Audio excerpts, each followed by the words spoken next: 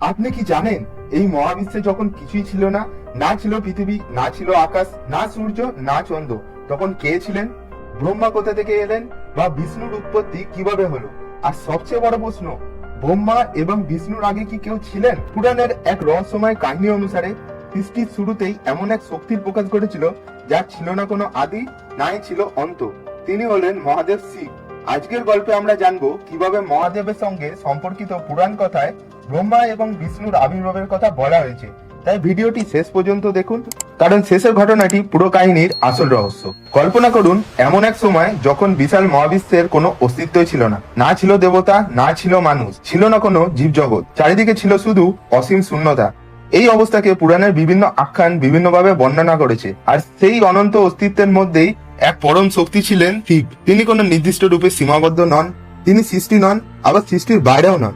তিনি হলেন সেই পরম তত্ত্ব যেখান থেকে সৃষ্টি, স্থিতি এবং সংহারের শক্তির প্রকাশ পেয়েছিল। পুরাণের প্রচলিত শৈব আখ্যান অনুযায়ী সৃষ্টির সময় পরম শিবের শক্তি থেকে এক মহাজাগতিক কার্যকলাপ শুরু হয়। সৃষ্টির জন্য প্রয়োজন হলো একজন স্রষ্টা। তখন প্রকাশ পেলেন ব্রহ্মা।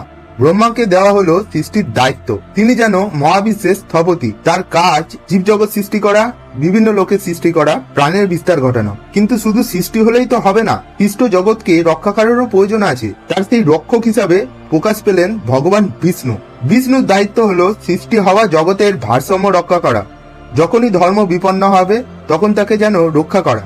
আর যখন কোনো সৃষ্টির সময় শেষ হবে তখন আসবে সংহারের শক্তির মহাদেব। আমরা অনেক সময় ভাবি ব্রহ্মা, বিষ্ণু এবং মহেশ তিনজন আলাদা আলাদা দেবতা, কিন্তু বহু হিন্দু দার্শনিক ধারায় তাদের তিন জাগতিক শক্তির প্রকাশ হিসেবে দেখা হয়। ব্রহ্মা হচ্ছেন সৃষ্টি, বিষ্ণু হচ্ছে পালন এবং শিব হলেন সংহার এবং পুনর্নবীকরণ। যা সৃষ্টি হয়েছে তা কোনো না কোনো সময় পরিবর্তিত হবে, আর সেই পরিবর্তনের পরেই নতুন সৃষ্টির সম্ভাবনা তৈরি হবে। এ যেন একটি অনন্ত চক্র। কিন্তু এক সময় ব্রহ্মা এবং বিষ্ণুর মধ্যে এক প্রশ্ন উঠল, কে শ্রেষ্ঠ? ব্রহ্মার দাবি, আমি সৃষ্টিকর্তা, আমার থেকেই সমস্ত সৃষ্টি। অন্যদিকে বিষ্ণু বললেন, আমি এই সৃষ্টিকে রক্ষা করি, তাই আমার গুরুত্ব অসীম। ধীরে ধীরে তাদের মধ্যে শ্রেষ্ঠত্ব নিয়ে বিতর্ক শুরু হলো। কিন্তু তখনই হঠাৎ তার সামনে দেখা গেল এক আশ্চর্য ঘটনা। ব্রহ্মা এবং বিষ্ণুর সামনে হঠাৎ প্রকাশ পেল এক বিশাল অগ্নিময় জ্যোতিস্তম্ভ। তার কোনো শুরু দেখা যাচ্ছে না, তার কোনো শেষ দেখা যাচ্ছে না। ব্রহ্মা এবং বিষ্ণু বিস্মিত হয়ে গেলেন। তখন তারা ঠিক করলেন যে এই জ্যোতির শুরু বা শেষ খুঁজে বার করতে পারবে সেই স্রষ্টা। বিষ্ণু ধারণ করলেন বরাহ রূপ এবং সেই জ্যোতিস্তম্ভের নিচের প্রান্ত খুঁজতে চলে গেলেন, এবং অন্যদিকে ব্রহ্মা ধারণ করলেন হংসরূপ এবং উড়ে গেলেন জ্যোতিস্তম্ভের উপরের প্রান্ত খুঁজতে। বিষ্ণু যতই নিচের দিকে যেতে লাগলেন ততই বুঝতে পারলেন এই জ্যোতির কোনো শেষ নেই। তিনি অনেক দূর গেলেন কিন্তু শেষ পর্যন্ত কিছুই খুঁজে পেলেন না। অবশেষে বিষ্ণু ফিরে এলেন। অন্যদিকে ব্রহ্মাও অনেক উপরে উঠে গেলেন, কিন্তু তিনিও সেই জ্যোতির শীর্ষ খুঁজে পেলেন না। কাহিনীর এক প্রচলিত সংস্করণে বলা হয়, ব্রহ্মা নিজের শ্রেষ্ঠত্ব প্রমাণ করতে একটি মিথ্যা দাবি করেছিলেন। তিনি বলেছিলেন তিনি জ্যোতির শীর্ষে পৌঁছে গেছেন, কিন্তু সত্য সামনে আসতেই সেই দাবি প্রকাশ পেয়ে যায়। আর তখনই সেই অসীম জ্যোতির মধ্য থেকে প্রকাশ পেলেন মহাদেব শিব। তিনি তাদের বোঝালেন, যার শুরু বা শেষ তোমরা খুঁজে পাচ্ছ না, সেই অনন্ত তত্ত্বের সামনে ব্যক্তিগত অহংকারের কোনো মূল্য নেই।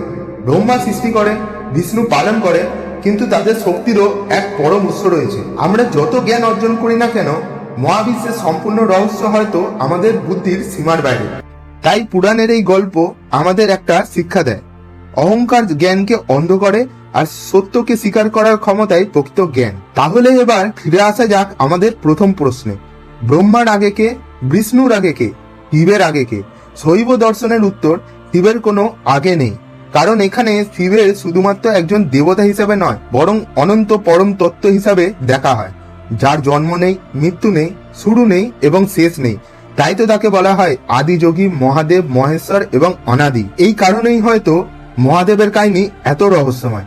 তিনি কখনো ধ্যানমগ্ন যোগী, কখনো নাটরাজ, কখনো রুদ্র, আবার কখনো অসীম জ্যোতি। তার শুরু খুঁজতে গিয়ে ব্রহ্মাও থেমে যান, তার শেষ বুঝতে গিয়ে বিষ্ণুও ফিরে আসেন। আর সেই জ্যোতি যেন আজও আমাদের একটাই কথা মনে করিয়ে দেয়, অহংকার নয়, সত্যের অনুসন্ধান প্রকৃত জ্ঞান।